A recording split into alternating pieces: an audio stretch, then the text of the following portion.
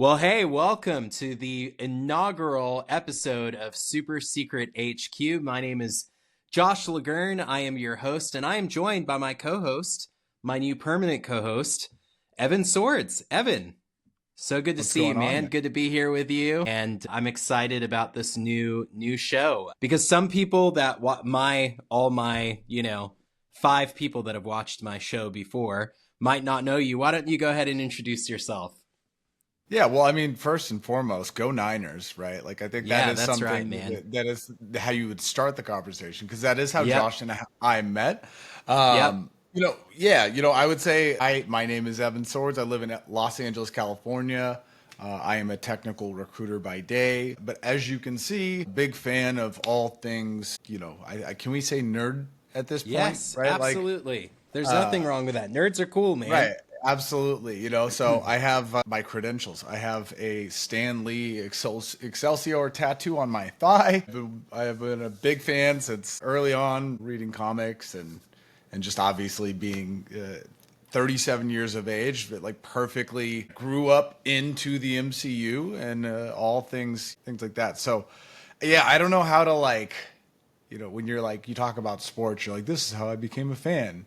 So I don't know. Maybe I could say like, this is how I became, I think my earliest memory for like really like when I really got into things outside of just comics was probably the Amazing Spider-Man on the Saturday Fox Oh, yeah. cartoons. Love that show. Love that show. We're the same age, so I watched that show too. Right, Yeah. 100%. Yeah. So hmm from that to Batman to the animated series, all the Oh, way out so to good. now, as you can see, all things from Marvel to anime to everything. I am fully engrossed and just a huge fan of the community overall. Yeah, man, you're like you're the reason I primarily follow you on social media is your Niner takes because I, as you can see, am a Niner. Not only am I a Niner fan, I'm a Niner homer, as it were. I'm like defend the Niners at all costs, and so I follow you for your football takes, but. You also share comic book takes, and I know you're a huge fan from the posters and the backgrounds, and like you said, you've got an Excelsior tattoo. And so I was like, dude, we've got to have Evan have a place where he can share his takes on the latest comic book news of the day, the things that we're discussing, the things that we're anticipating. So I'm really excited for this, man. I think it's going to be great. And it's great to just have somebody to talk to. I didn't know we were the same age. I, That's I crazy. I didn't either. I was going to say you look Yeah. young for your age, and that's also Yeah. something people always tell me. So it is Yeah. interesting. But it's kind of funny. It's like one, it is the perfect time to kind of jump back into all things comic book, right? Like it seems Yep. like we're in the middle of this giant resurgence. The MCU specifically, that's what we'll be talking a little bit about that tonight, has been Yep. bad Yep. for a little while now. Like It really sure out has. to Yeah. to the surprise of no one. So it does seem fitting with some really exciting movies coming up, whether it be DC or Marvel or what have you, to talk about it. Absolutely, absolutely. And as you alluded to, Evan, we can't discuss the future of the MCU without first discussing the last couple of years, really the post-Endgame period. And so what I want to discuss with you for this first segment is just talking about like, first of all, what's your favorite? Let's start with a positive. What in your mind has been your favorite post Endgame MCU project? What is the project that you think has worked the best?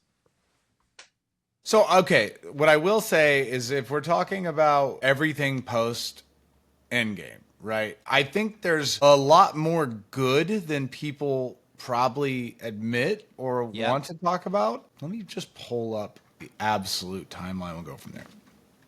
So one thing I think I want to talk about first, just in general, is I think the Marvels got so much more hate than it deserved. I thought the Marvels Absolutely. was really, really great. I thought the action in it was so fun. I thought the Yep. story was good enough. Yep.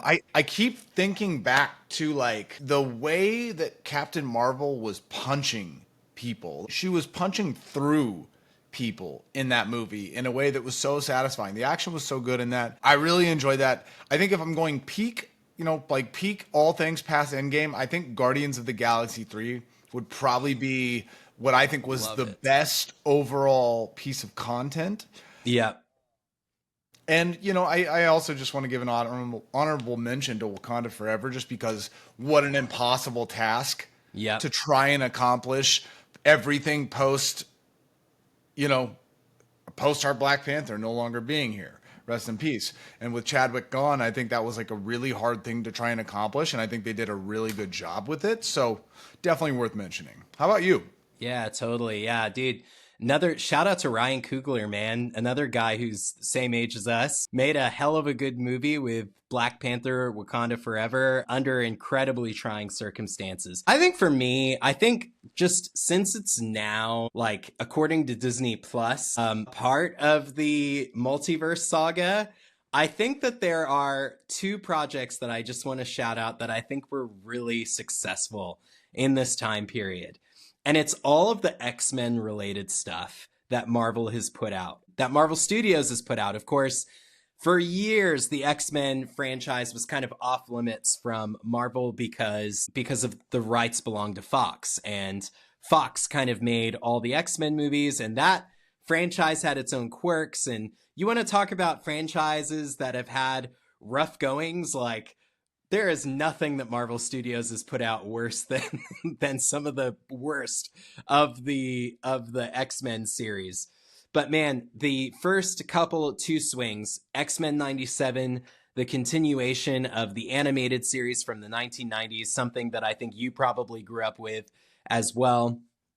In addition to Deadpool and Wolverine, bringing Ryan Reynolds' Deadpool character into the MCU firmly, and along with Hugh Jackman's Wolverine, I think has been really cool. What I love about it is this is the Multiverse Saga, right, that we're in the middle of. And that to me was kind of the most successful like swing at that. It was taking an already established different universe and kind of integrating it into the MCU story. And I thought that they did that really, really brilliantly. But I love that you mentioned Guardians of the Galaxy Volume 3 because I genuinely love that movie so much.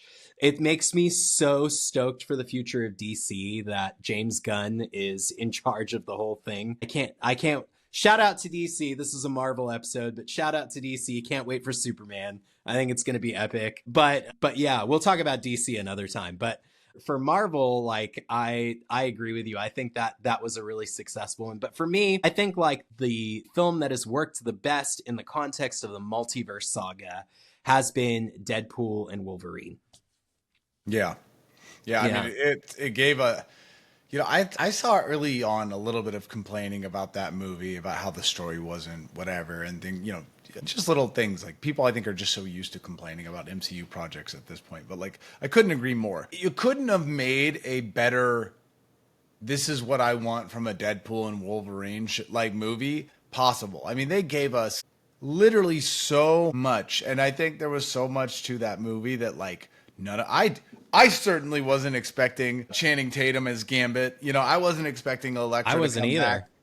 back, or emaciated skinny Blade. Yeah.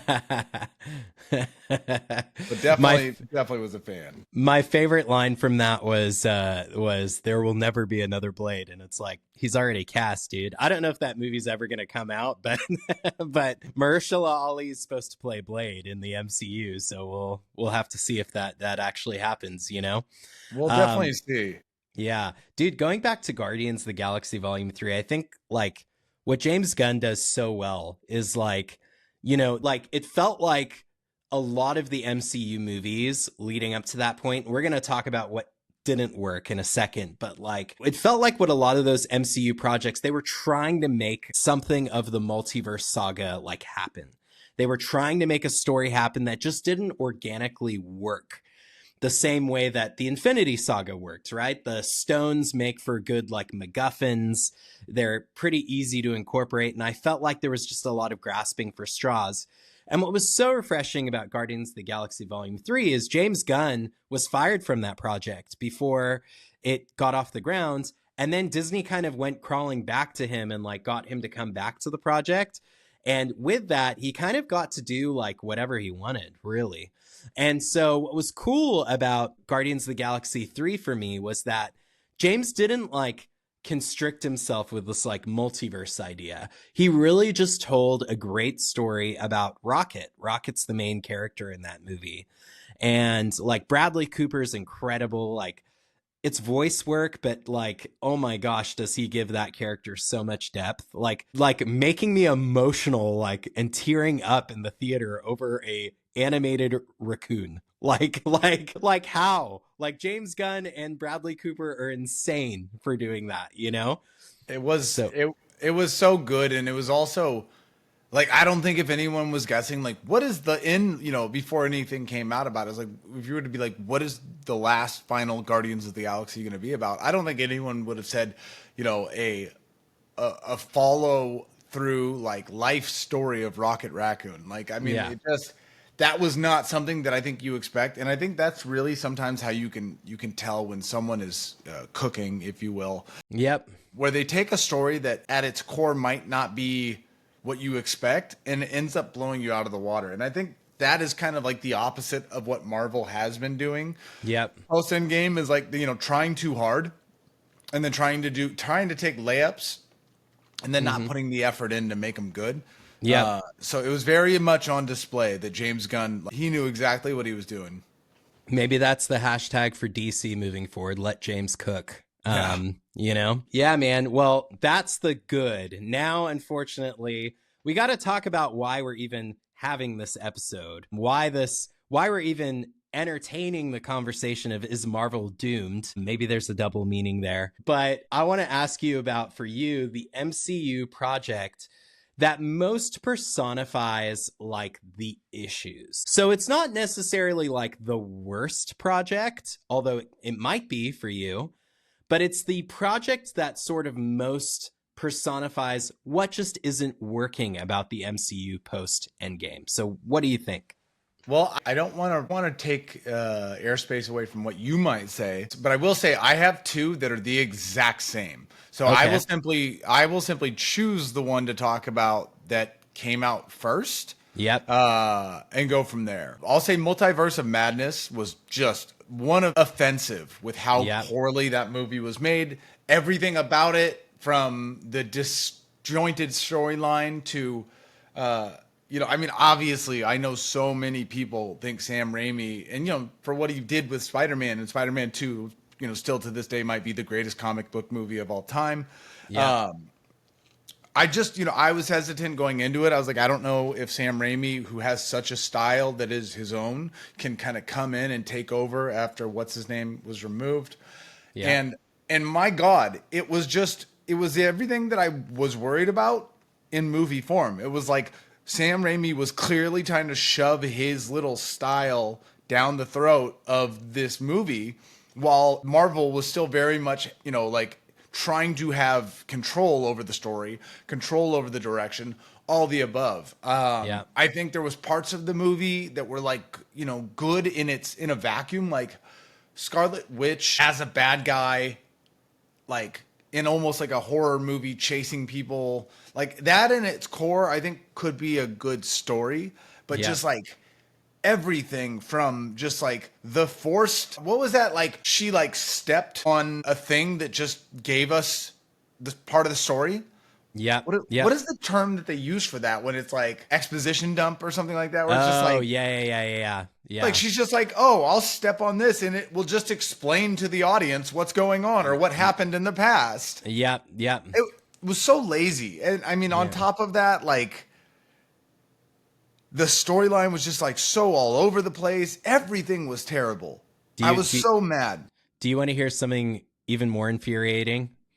Sam Raimi revealed in an interview that he didn't watch WandaVision, which to me, WandaVision is that as a follow-up to WandaVision is insane, because WandaVision, I think, is one of the more successful projects from the MCU. It was like so good.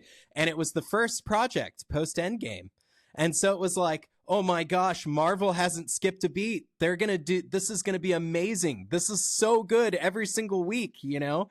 And then it became like a water cooler show. Like, even though we were all like trapped Home, inside our yeah. homes. Yeah. But like people would talk about it like on Division, it was so good. And then you get like Multiverse of Madness, which, you know, kind of like took all the depth that they put on Wanda and didn't really like, and the growth that she experienced in that show, and kind of didn't give her anything else. So, Evan, I will say this. Mine is also Multiverse of Madness. I agree with you 100%. The reason why is in the title. The title is Multiverse of Madness, and yet the least memorable parts of the film are the multiverse. Like, it was so gimmicky and like cheesy. I mean, it's like, you know, you have Lashana Lynch, Captain Marvel. You have John Krasinski as Mr. Fantastic, which might be the most throwaway, worthless thing that the MCU has ever done. Yeah. So we did not get to see like the full potential of that at all. I can totally understand. Look, I think Pedro Pascal is probably a better choice for that role. Like, better actor, a better choice, a better depiction, all the above. We're gonna talk about Fantastic Four in a little bit, but like, you know, John Krasinski is like, fans were literally like clamoring for it, and it was just a waste of a scene, you know. It becomes something like, I will say, it becomes something where it's like, all they had to do was take someone like me or like you, someone that is just inherently obsessed with the MCU and has been a fan since the beginning. All you had to do is bring him in a room and be like, hey, what do you think about using John Krasinski in this movie as Mr. Fantastic? But he's going to die and we'll never talk about it again. Yeah. Like, it is like so obvious that anyone would be like, oh, that would be a bad idea. Like that would piss fans off. Like, fans want this. So to give it to them in such a wasted space and then just take it from them, like, no, that'll make everyone mad. Yeah. Yeah. It was like fan service, but then like not following through on it at all. You know, it was like just kind of the worst of both worlds. I loved Patrick Stewart as Professor X. I loved Haley Atwell as Captain Carter. You know, I thought like bringing in Anson Mount from Inhumans was like weird, because that was like such like a throwaway show. Like, I never watched it, but like it was just like weird as Black Bolt. Like, you know, so it was kind of odd. And then like they didn't really like explore the worlds. Like, it was a missed opportunity. And that's like, you know, the thing that makes me so excited about Fantastic Four is they're actually going to have a movie in a world, like in another world, you know? And it's like, again, we'll talk more about that later, but that to me is the biggest missed opportunity with the MCU, with the Multiverse Saga. It's like, yes, we need to have our stories in the 616 main universe, but there's also opportunities to have different movies. And like, you know, there's that whole thing of like Marvel's super cookie cutter, and DC gives their directors space to kind of be artistic and like do their own thing. So you get things like Matt Reeves the Batman, you know, and all that kind of stuff, like, which would never happen in Marvel because they're so like tightly controlling. Kevin Feige should have been like, dude, we're doing the multiverse. You can do whatever you want. We're going to bring in filmmakers. We're going to do Superior Iron Man, you know, with like Tom Cruise. Like, Tom Cruise, come play Tony Stark, and we'll do. They might still do that though, so that could be something we'll have to see. Yeah, exactly. But like, you know, there's things that they could have done like that through the Multiverse Saga that I just think they're starting to get on it now. I think Deadpool and Wolverine is like a first step, you know, and all that kind of stuff, and like they'll continue on with it. I actually had a thought the other day, and I tweeted about this. What if they had done X-Men 97 instead of a continuation of the animated series? What if they'd made it a live action movie and made it a sequel to the animated series, but like cast live action actors in, and like the X-Men was like that world that like continued on. That could have been like sick, you know? It would have been, I would have liked that, but I will say X-Men 97 was 10 out of 10 perfect. It was. Oh yeah. Maybe one of the. I'm so glad we have the series. Like, don't get me wrong. Maybe one of the best Marvel series properties, whatever, ever. Before I forget, I'm like blacked out a lot of the Multiverse of Madness, but now that we're talking about it, I'm starting to remember all of my hatred. So let me just like run through it real quick.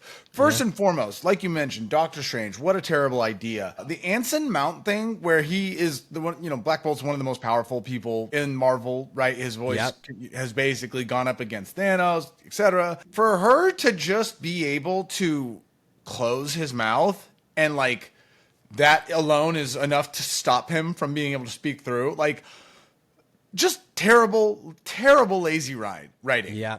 Terrible lazy writing. Like the America Chavez thing was like, you could tell that they had a different idea for that originally, and there came out rumors and stuff like that. But that was a terrible idea. Like you mentioned, I honestly forgot America Chavez was in that movie. Like, right. It was a very forgettable movie.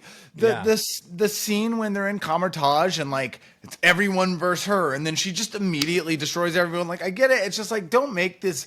It was all so poorly done. But like the Illuminati was just like, again, it seems like they were just like, well, we know we need to do this because it's a cool thing in the comics, and then it's just so poorly done. The writer for Multiverse of Madness, what was his name? Michael Waldron. Yeah. I hope that guy never works for Marvel again. Well, the funny thing is he did Loki, and at least the first season of Loki for me, like, I know people raved about the second season. I was kind of like lukewarm on it. The first season of Loki, though, was great, And so it was weird. It was like, dude, this guy has written like well for Marvel before, and this movie is just such a miss, And maybe it's the alchemy of like Sam Raimi coming in, which, like you mentioned, Sam Raimi has done some incredible work on Marvel properties before too. It's like, but like, yeah, it's just, man, I'm so glad. There were rumors Sam Raimi was going to do the Avengers, and I'm glad that he's not doing it. I would definitely boycott it. Yeah. I won't say that I hate Sam Raimi because of what he's done with Spider-Man. Yeah. My God, Multiverse of Madness was so bad. Yeah. I have no faith in him moving forward. Now, I will say there are movies for me that were worse than Multiverse of Madness. Like, I'm thinking of Ant-Man Quantumania primarily. To go from Multiverse of Madness to Thor Love and Thunder to Quantumania is like, oh yeah, just one of the worst trilogies of all time. That was so brutal. And again, Thor Love and Thunder I think is worse, but to me, like, Multiverse of Madness just personifies like what's been wrong with the Multiverse Saga so far. But we don't want to sit around and rag on the MCU all episode, because we're both fans of the MCU. We both love the MCU, and so we want to not focus on the past, we want to focus on the future. But Evan, if Kevin Feige was to sit down with you and say, Evan, you're a fan of this stuff, you like the MCU, all this sort of thing, like, what do you think we need to do to get ourselves out of this funk? Pretend you haven't seen the trailers for Thunderbolts. You don't even have to you don't even have to Captain. give it like context, because I already just know my answer. Yep. And the only thing it comes down to is they need to stop rushing things. They need to stop thinking like there is this like, oh, we have to get in while there's still juice. Yep. It's like, we don't need everything at once. We just need it to consistently be good for as long as you want to do this. And we're going to be around a long time. There's going to be a lot of opportunity to tell a lot of stories. We don't have to force, the Avengers on top of, now we got to do X-Men. We got to do Fantastic Four. You don't have to force that. Like, this is I guess an anecdote that I think tells my overall theme. I know that everyone wants to see Miles Morales in live action, and I do too. Yeah. But I hope it doesn't happen for a decade, because I want to see these stories in a way that makes sense. I want to see Tom Holland go another 10 years because he's the perfect age. I want to see what he looks like when he gets older and he starts becoming, the different iterations of Spider-Man that we know, where he has a career or he has a family, all of those things. And you could do that. And that's kind of what I want to see. I want to see it like really like stretched out and done properly and not rushed. And I think this little, everything past Endgame, there were some good movies and TV shows in it. Yeah. But it really just seemed to have suffered for them trying to be greedy and do too much all at once. And it just, again, would you rather make 8 bad things or, 1 or 2 really good things? Like, I mean, Yeah. there's economics to it, but I think that's the number one thing for me. Yeah, dude, I think you hit the nail right on the head. And I think the best thing that Kevin Feige did was like, hey, 2024, we're releasing one movie, Deadpool and Wolverine, because we're confident in it. And I mean, but that's it. was that him or was that Bob Iger? I think it was Because Bob Iger too. Bob Like, Iger I mean, basically came out and was like, all right, he came back and was like, all right, enough is enough. We're yeah, done with this. We're done with the TV shows. We're slowing down. We're focusing on quality. So I yeah, got to say, Feige is he's kind of an enigma, right? yeah, Because it's like, yeah, obviously, we are so thankful for everything that he did all the way up to Endgame. yeah, And it's obvious he cares, but it's like, I just don't feel like we really have a good idea of like, where he's been at. Has he been involved a lot? Has he had to take a step away as he, grows his kind of like responsibilities and all of the yeah. above? But I will be curious to see. I mean, we've got some movies coming out that really will tell us a lot. Yeah, yeah, totally. But yeah, the break has been good. And like you said, I think like with Feige, I think his attention just got too spread out, like, oh, we're doing animated shows, we're doing TV shows, we're doing films, and like you work in people areas of like companies, like one of the most important thing for managers to do is to replicate yourself, because if you're not replicating yourself, you can't grow your responsibility. You have And to be so able to delegate. You have to make sure that other people are handling the responsibilities. You can't just hand stuff off to people. yeah, and like I think the reason why, we've mentioned X-Men 97 a few times. The reason that works so well is because Kevin Feige came in, Beau DeMaio had like such a clear vision of what he wanted that show to be and articulated it so well. And he went to Kevin Feige and said, this is what I want to do. I made it very clear to him. And Kevin Feige was like, dude, you sound like you know what you want to do. Like, here are these are absolutes for me, like what I want. One of them was the theme song from the 90s, which I totally agree with. Like, you cannot have that show without that theme song. And he's like, other than that, like, go for it, like, do it. And it was one of the most successful projects in this whole like stretch. And so I think that's the thing that Kevin Feige's got to learn, is he's got to find those folks. And like, I don't know, did you know that James Gunn was supposed to be one of those guys? Like, he was supposed to be anything cosmic, so like Guardians, Captain Marvel, etc. That was going to be James Gunn. James Gunn was going to produce all those movies, and like, it would have been a good thing. I mean, yeah. It would. I think it would have worked out very well for him. And again, you bring up a good point. There's a lot of things. There's a lot of variables in the world of Hollywood, in the world of movie making. And there's a lot of things in life that are like that, where you have a plan and then something happens to kind of like switch the plan up, and you have to kind of make do, right? In football, if you plan on drafting a player at number 10 and someone takes them at number 9, you have to have a backup plan. And I think that's kind of, I think, the issue that we had with Multiverse of Madness. And I don't know as much about other properties, but like, it very obviously was like they had these plans and then something went wrong. Same with like No Way Home, which I absolutely loved. Yep. But I remember them saying early on that they wanted to use America Chavez for No Way Home as like the reason to bring them all together. And then because of COVID and things like that, or something like that, it wasn't able to happen. So like, it's not a perfect formula, if you will, but like I do think this need to go as fast as possible is really like what caused all the mistakes and all the trouble that they had in this last iteration of this last saga. Yeah, totally. All right, well, we've talked about this now, and now Marvel has had this break. They've had this period where they have not made these films, and they've taken their time to kind of refine some of these films, I should say. And now this year, after only getting one MCU movie last year, Deadpool and Wolverine, we are now going to get 3 this year, which is really, really exciting. So I want to save the one that is coming out this week, which we are both seeing on Thursday, for the end, because I think like, since that's going to be fresh on our minds, I think we should just save it for the end, which is Captain America Brave New World.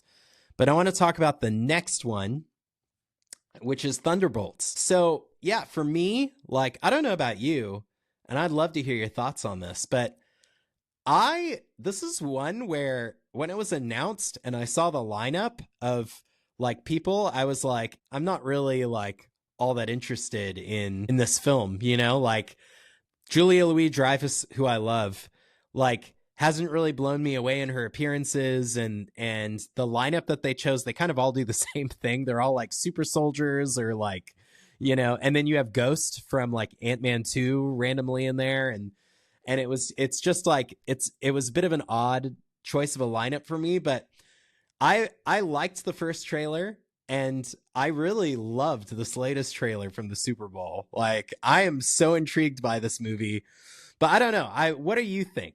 What are your thoughts about Thunderbolts?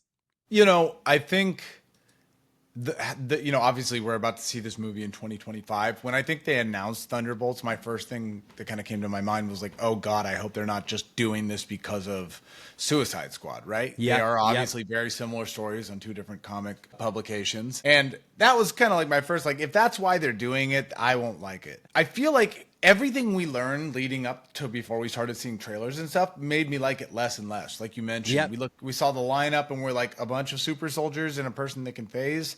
Like that doesn't really do it for me. Like, and I think my expectations were really low. But then the trailers started to come out. Then you started to hear a little bit of whispers about Sentry and who might play him. And I will say, I love Stephen Yeun. Yeah, I do too. I'm a huge fan. He would have been amazing. I don't know that I wanted to see him as the Sentry. Yeah. And I think when they mentioned in the beginning, I think I really liked the idea of it. But when I saw Lewis Pullman as like this really weird, awkward dude playing Bob in the trailer, I got a little bit excited. So I mean, just without rambling, I am very excited. I do like the idea of adding Red Hulk, which is obviously something they were trying to do for a long time. I love Florence Pugh. I'm excited about her. Wyatt Russell as U.S. Agent, I feel like is the one that is like the most easy to dislike. But I actually wonder if like they're gonna really lean hard into trying to make him somewhat redeemable. You saw in the trailer that he was like reading an article about how everyone hates him and stuff like that. So I think if they follow the James Gunn playbook, which is not easy to do. I think there is a possibility here that we could really see something special. But again, trying to bring the Void, which is an insane, for anyone that doesn't know, obviously Sentry's Sentry is an amalgamation, kind of like an amalgamation of Superman and all the different Superman type characters as Marvel's take on it, except for there is the Void, which is, it's like the evil half to the power that he has as the Sentry, right? And without going into detail or whatever, like that's a big undertaking for a single movie. And I'm really curious how you can incorporate something as powerful as the Void while also having the Sentry and then just a bunch of super soldiers. Yeah, so the director, Jake Schreier, I didn't realize, I'm just looking this up right now because I was like, I don't even know who the director of this movie is. Like, who's directed it? His name's Jake Schreier. He's from Berkeley, Bay Area, go Niners. But then, like, he directed, did you watch that show Beef on Netflix? Yeah. He was the director of 6 episodes of that show Beef, which was so good and so insane, like crazy insane. So, like, yeah, man, I think that there's a lot of potential for this movie. Like you mentioned, the characters, the villain, some of the things that they have going on. And I agree with you. I think like taking a page out of James Gunn, Suicide Squad. Yes, James Gunn kind of like perfected the Marvel formula, and that's kind of like what works for them, the like quippy humor and like the like stylized action and all of that sort of thing. But it's like, to me, it's like that's exactly why this film will succeed if it does, I will say it does. I'm looking at this guy's credits because I was curious now too. Yeah. And he comes from a background of being the director of a bunch of music videos like Benny Blanco. Justin Bieber, Chance the Rapper. He was even a director for an episode of, Dave. So I feel like former music video directors end up being really good movie directors. Yeah. Yeah. I don't know. We'll see. I have very low expectations going into this movie, and I hope I like it. Yeah, same here, man. Same here. So we'll have to see. Like you said though, it's like I've gone from like being like I'm not going to like this movie. Oh, this is like more trash from Marvel, like my god, to like I'm very intrigued by this movie. So we'll see how it goes. Of course, that's only the first of two movies that are coming out in the summer for Marvel. The second is the debut of what we hope will be finally a good adaptation of Marvel's first family, the Fantastic Four. So the trailer came out, and it was, I would say it was eagerly anticipated because we didn't really kind of know much about the movie. We haven't really seen much about the movie beyond like little leaks and stuff that had come out. So, Evan, what did you think of the trailer just overall? I mean, listen, I really like it. I really like it a lot. You know, I would be Sir Superhero on TikTok. If you're not following him, you should. He's one of my favorite content creators. He did a really good job of talking about why he's excited about Fantastic Four. So I don't want to just take it as my, you know, I'm not trying to like just, this is my idea. But I love what he said in that Fantastic Four, beyond anything, are explorers and astronauts. Like at their core, that's what they are. There's a lot that goes into the, you know, the first family. There's a lot that goes into it. But they're astronauts, they're explorers, they're curious, they're scientists. And it really feels like this is like the version that we've always been wanting to see, that we'll get to see. Like, sure, I'm excited that we get big dumb giant Galactus head, and Galactus is coming. I'm very excited to see that done correctly and not it be some weird giant cloud. But I really just want to see, you know, the relationship between Ben and Reed, the relationship between Johnny Storm and hopefully down the road Spider-Man and all those characters. Oh yeah, love that. But like, there's just so much to the Fantastic Four that we have not been able to see because they keep wanting to shove down our throat the big action set pieces and the, you know, Johnny's a hothead or whatever. I don't know. So I'm really excited to see it. I will just say, if I have to say any bit of a complaint, I know Pedro Pascal will do well. I know he will. But for the Fantastic Four, they shouldn't have picked him. He is in so many Disney properties. He's in so many, you know, like Star Wars, The Last of Us, Marvel. Like, Reed Richards is iconic. And really, it's been done so poorly that, like, we needed it to be someone that could stand alone and be like, this is it. Like, just the same way that Chris Evans, you know, even though he was Johnny Storm himself, but like the way we think of Chris Evans as Captain America, the way we think of Iron Man as Robert Downey Jr., the way we think of Hugh Jackman as Wolverine, like, I really wanted that.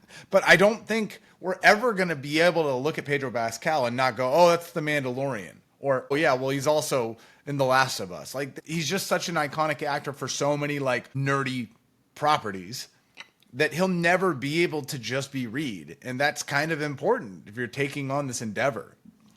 Yeah. Who would you have cast as Reed Richards, just out of curiosity? I mean, I will say every time I look at fan castings, you know, I realize that I am so washed at this point that I don't know these young actors. Yeah. But to answer your question, I should say this. I will tell you, we're already going a little bit long, but I mean, I will tell you this. When I first heard the casting of Robert Downey Jr. as Dr. Doom and Pedro Pascal as Reed Richards, I wanted a younger Reed Richards. So I was almost hoping that, like, the first movie would have Doctor Doom maybe at the end or something like that, or maybe even the next couple movies.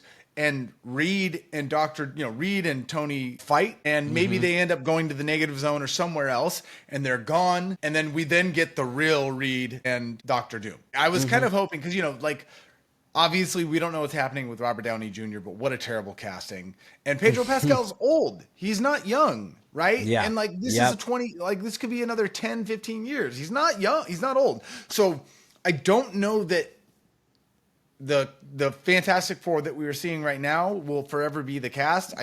Obviously, but if I was choosing it, I would have gone with a much younger, Like more in like Miles Teller, not that it would be Miles Teller, obviously, Right. because Yeah. he's been Yeah. Reed Richards before, but like that age, like our sort of age, like somebody in like our sort of age range. Yeah, like I can definitely see that.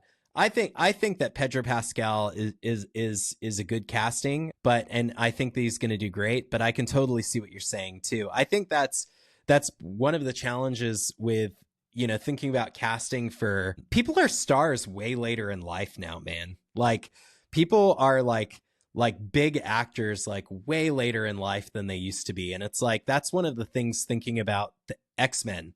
Like everybody's throwing out Glenn Powell for Cyclops.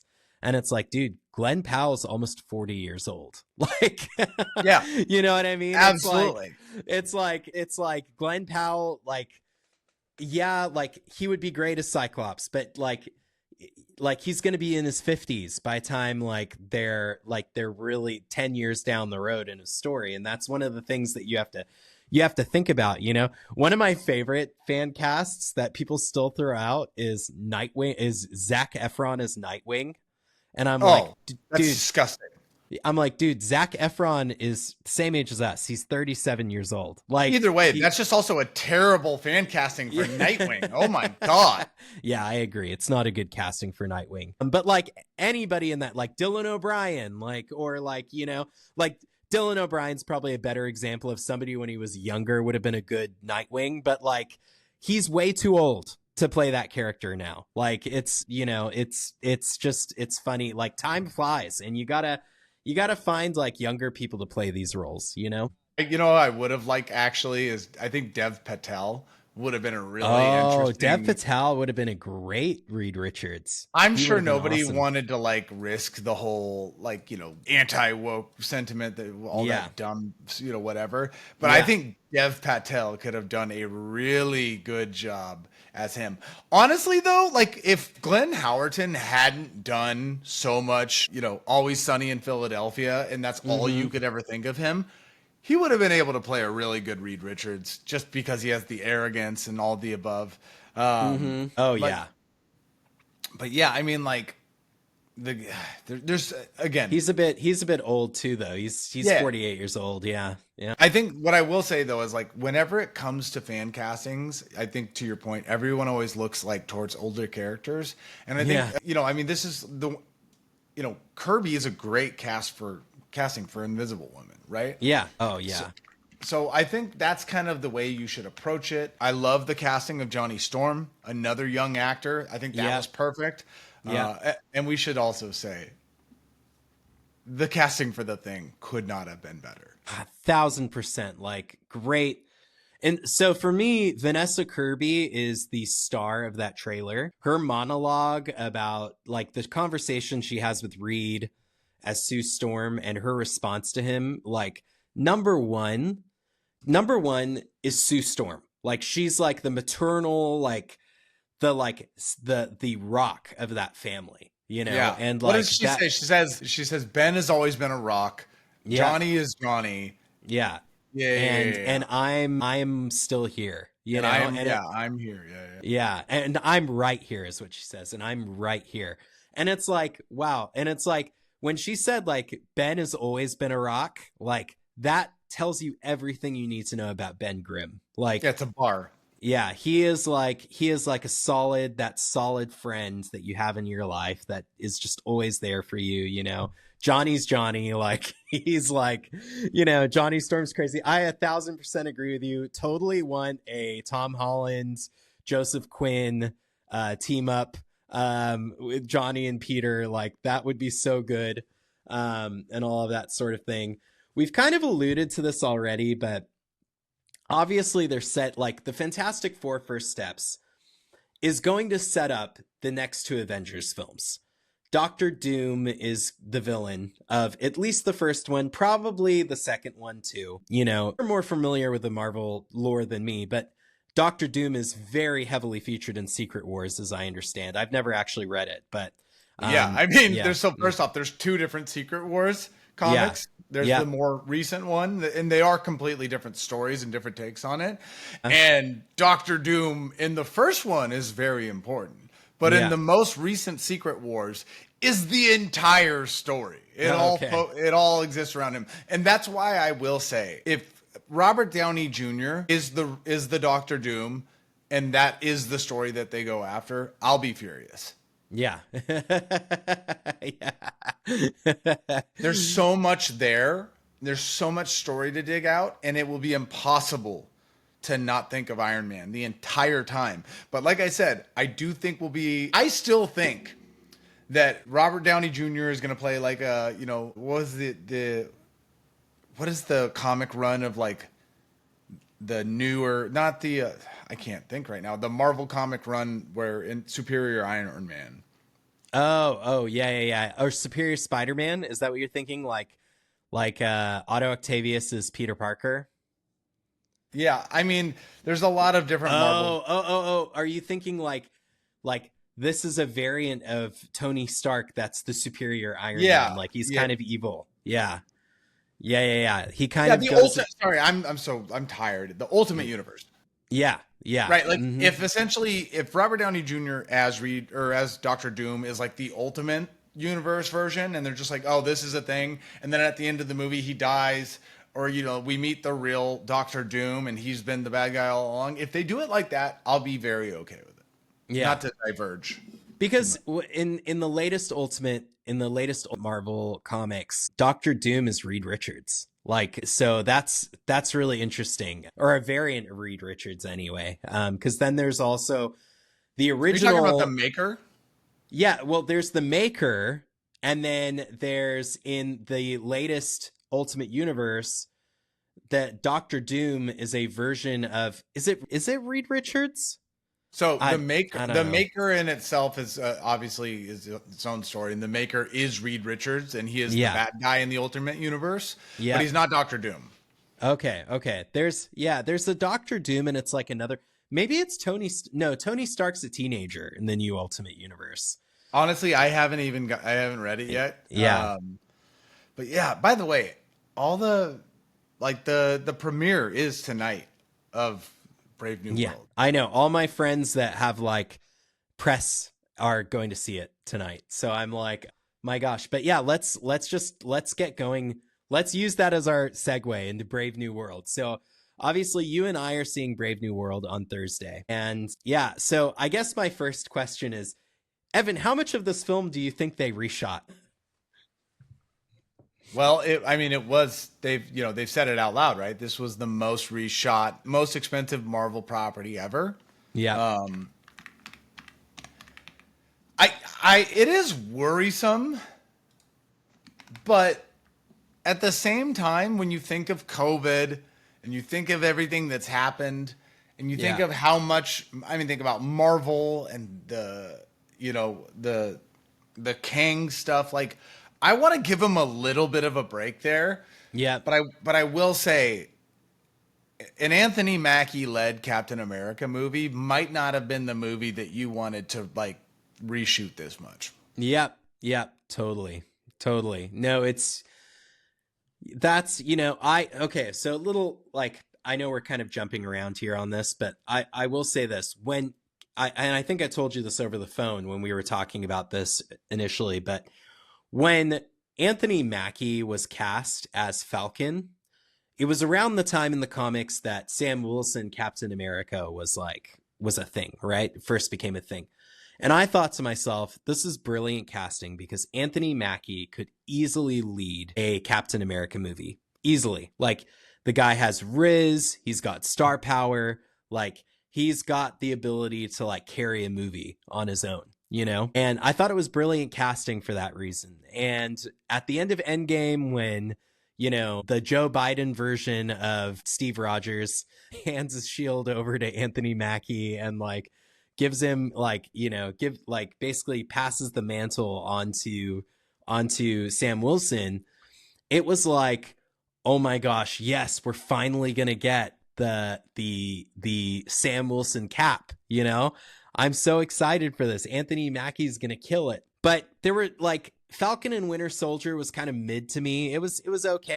Like, they obviously had a whole pandemic. They had a whole pandemic story that they had to eliminate from the story because of the pandemic itself. And I think that kind of like discombobulated a little bit. But what I liked about it is the idea of like, hey, you know, this black guy is about to take on the mantle of Captain America. Like, what does that mean in real life? It's something that like Marvel doesn't really like dare explore, you know? And so I thought that was a really interesting kind of cool thing to like to actually think about and talk about. And then getting into the whole Isaiah Bradley of it all, you know, and like going there and all that sort of thing was like really interesting to me. But again, like the strongest part of that show was Anthony Mackie and Sebastian Stan. Like they were the strongest part of that show. They led that show and did a really good job. And so, you know, now we're going to get Anthony Mackie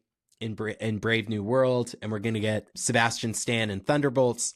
I have no doubt those two guys are going to be awesome in these projects. The question is the movie around them going to be like good? And I think that there's, you know, with these reshoots, there was obviously something that wasn't quite gelling.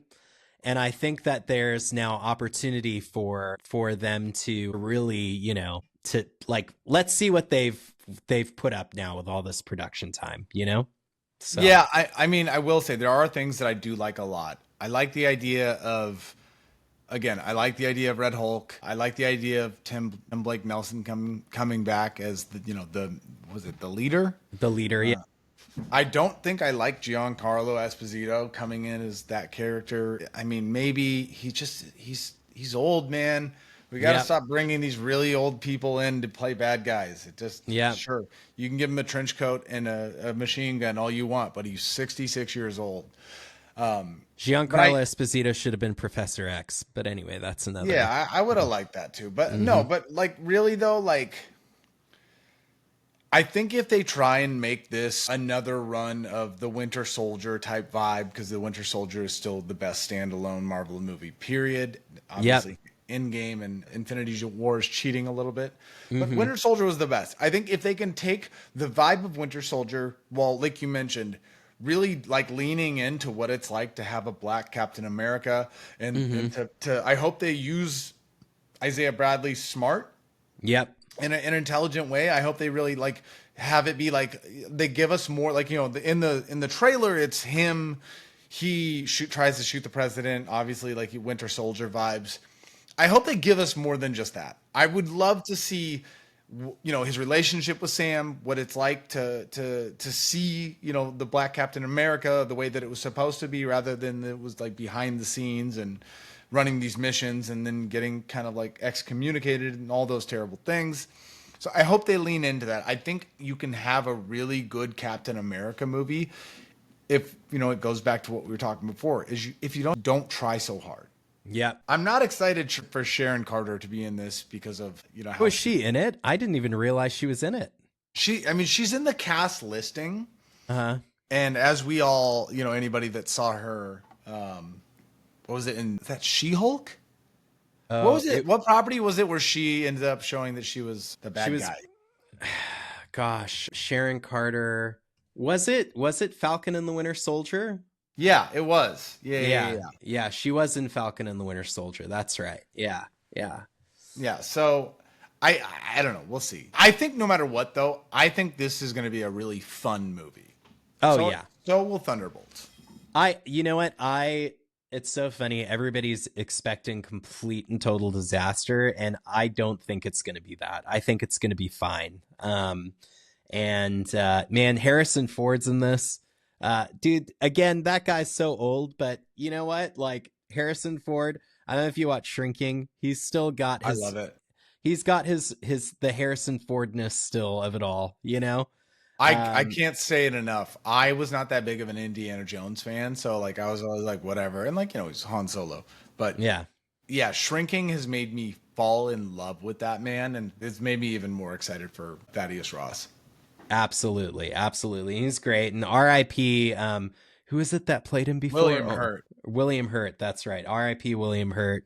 He would have been great in this too. He was great in that role, but I think, you know, he unfortunately can't be in the film because he passed. I can't think of a better person to grab for this than Harrison Ford, even though he's very old. I Very think, old. yeah, I think that he's going to do well. So, yeah, man, we'll have to see. Well, we'll be back next week and we'll talk about Captain America Brave New World and some other things. But yeah, dude, this was great. Great first show. Enjoyed recording it with you. And yeah, why don't we wrap it up and go ahead and let people know where they can find you? I mean, for the sake of this, you'll find me here, right? I can't imagine too many people are 49ers fans, so I won't recommend you follow me on Twitter. I'm a bit of a nightmare unless you're just a 49ers fan. I'm a tough follow. I will just say that. Other than that, on Instagram, my name, it's Evan.Swords, I believe. Yeah, but like, dude, it's the beginning. I'm really excited to be able to talk about something that I love so much. I think it's great that you and I have so much in common when it comes to a lot of the things that we're interested in. So I think this is a perfect pairing. Yep. And let's just hope that these movies from Marvel and DC and all of the above are good, so that Yes. this can be something worth talking about. Absolutely, 100%. Yeah, no, we'll do a DC show here coming up pretty soon. You can follow me if you're finding us on YouTube at Super Secret Josh, on Twitter. I refuse to call it X. But yeah, you can find me there where I share my takes. I'm also on Blue Sky. I would love it if people moved to Blue Sky. So I would too. Yeah, you can follow me on Blue Sky. I'm not on there as much. I would love to be on there more. But yeah, you can follow me there. I'm also on Instagram at Josh Lagurn, and you can follow me there on Threads there too, which I would also like to be on less. So yeah, I think Blue Sky is the only place that doesn't make me feel dirty at this point. Yep. Same. Yeah. So yeah, we would love it if everybody went to Blue Sky. So why don't we try and make that happen? But Evan, this is great. Yeah, man. Looking forward to doing more shows. We'll be back next week.